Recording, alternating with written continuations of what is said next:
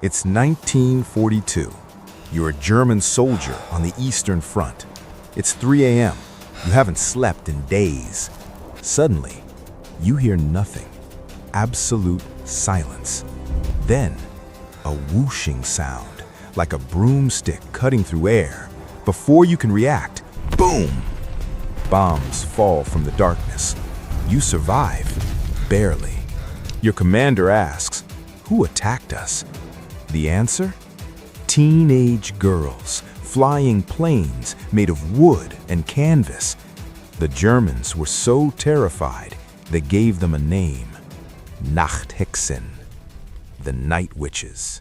June 1941, Nazi Germany launches Operation Barbarossa, the largest military invasion in human history.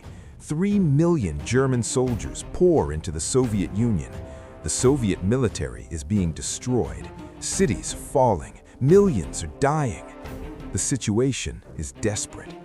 In Moscow, a woman named Marina Raskova receives thousands of letters. Who was she? Think of her as the Soviet Amelia Earhart. She was famous, a celebrity pilot, a national hero. And these letters? They were from women across the Soviet Union, all asking the same question. Let us fight. Let us fly. Let us defend our country. You see, at this time, most countries didn't allow women in combat. America? No. Britain? No. Germany? Absolutely not. But the Soviet Union was losing badly. They needed every person who could fight. Building excitement, historical moment. In October 1941, Joseph Stalin approved something revolutionary. Order number 0099. 3 all-female aviation units would be created. Not support roles, not nurses, not secretaries. Combat pilots, navigators, mechanics, commanders, all women, every single position. And who volunteered? Factory workers, students, teachers, athletes. Most were between 17 and 26 years old. Some lied about their age to join. They left their families, their schools, their entire lives to fly into the deadliest war in human history. The women arrived at training with one problem. The military had no uniforms for women. They were given men's boots, sizes too big. They stuffed newspaper inside just to walk, men's uniforms that didn't fit. But they didn't complain, not once. Then they saw their aircraft, the Polikarpov Po-2. Let me tell you about this plane. It was designed in 1928 as a training aircraft made of wood covered in canvas. Maximum speed, 94 miles per hour. A German fighter jet could fly at 400 miles per hour. The Po-2 was so slow, German planes would stall trying to match its speed. It couldn't outrun anything. It couldn't outfight anything. One bullet could tear through its body. One tracer round could set the whole thing on fire. And then there's more. No radios, no parachutes. They were too heavy. No radar, no guns. Just 2 women, some bombs, and a plane that belonged in a museum. The women trained anyway. They learned to navigate by stars. They learned to fly in complete darkness. They learned that their weakness could become their greatest weapon. The Night Witches developed a technique so terrifying, so effective, that German soldiers would have nightmares about it for decades. Here's how it worked. 3 planes would approach a German target. The first 2 would separate and fly from different directions. Searchlights would find them. Anti-aircraft guns would fire. The Germans would be distracted, focused on shooting them down. Then, the 3rd plane would cut its engine. Complete silence. It would glide toward the target, no engine sound, just the whisper of wind through canvas wings. German soldiers described the sound as a broomstick sweeping through the sky. That's how they got their name, Night Witches. Witches on broomsticks. By the time the Germans heard the whooshing sound, it was too late. Bombs would drop, explosions everywhere. The plane would restart its engine and disappear into darkness. Then the next plane would do the same thing, and the next, all night long. Here's what made this psychological torture for German soldiers. The Night Witches flew 8 to 18 missions every single night. The same target would be hit again and again. German soldiers couldn't sleep. The constant anticipation of silent death from above, it broke them mentally. But let's be clear about something.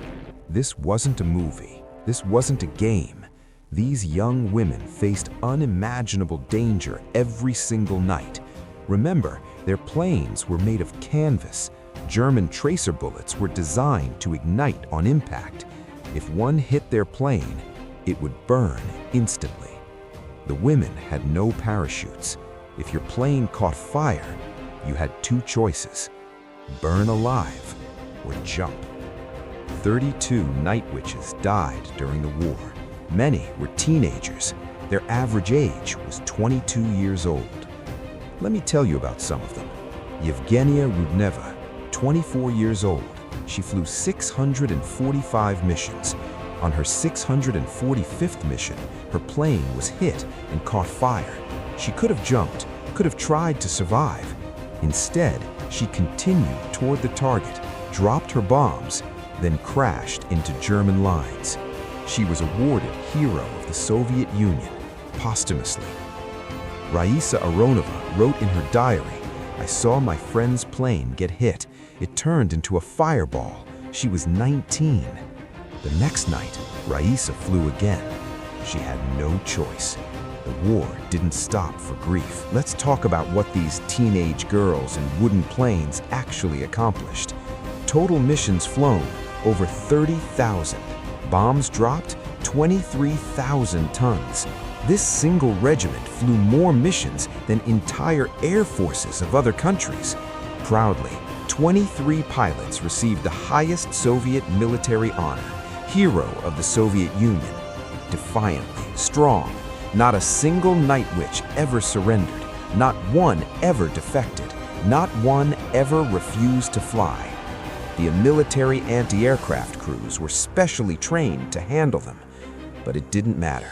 The Night Witches kept flying every single night for 3 years straight. Now here's the question you should be asking. Why don't Americans know about the Night Witches? This is one of the most incredible stories of World War II. 30,000 missions, teenage girls, wooden planes, terrified Nazis. Why isn't this in every history book? The answer is simple: the Cold War.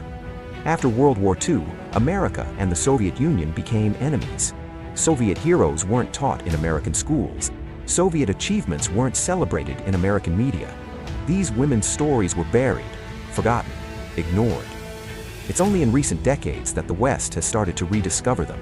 But ask yourself, how many World War II movies have you seen about American soldiers? Saving Private Ryan, Band of Brothers, Dunkirk, hundreds more. How many have you seen about the Night Witches? Maybe one, maybe none. That's not an accident. The war ended in 1945. The surviving Night Witches went home. They became teachers, engineers, mothers, grandmothers. Somber, most never spoke about the war for decades. When they finally did, the world was stunned. Nadezhda Popova was one of the most famous Night Witches. She flew 852 combat missions. She was shot down multiple times and survived every crash. Touching detail, after the war, she married a fighter pilot she met during a combat mission. She passed away in 2013 at age 91. Reading from her diary, in one of her final interviews, she said, "I sometimes stare at the ceiling at night, and I can still imagine myself in that cockpit, flying through the darkness, seeing the tracer bullets coming toward me. Those years, they never leave you." Inspiring, building to triumph. Today, women serve in air forces around the world. American women fly F-35 fighter jets. Israeli women pilot attack helicopters. Indian women command military aircraft. And fascinating building, 80 years ago,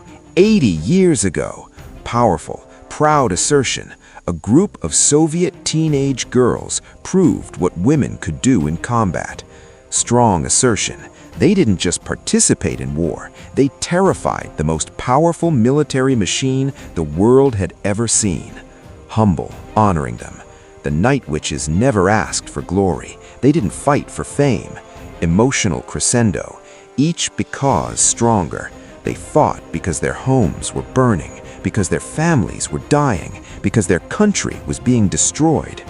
Building determination, they flew into the darkness, knowing they might never return.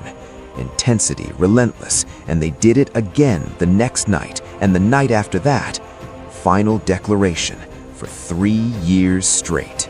Next time you hear someone say women don't belong in combat, next time you hear someone underestimate what young people can do, remember the Night Witches. Teenage girls, wooden planes, 30,000 missions, and Nazis screaming in terror. This video is dedicated to the 32 Night Witches who gave their lives, and to the survivors who carried those memories forever. If this story amazed you, hit subscribe. Next week, we're covering the Dahomey Amazons, the real warriors who inspired Black Panther's Wakanda. See you then.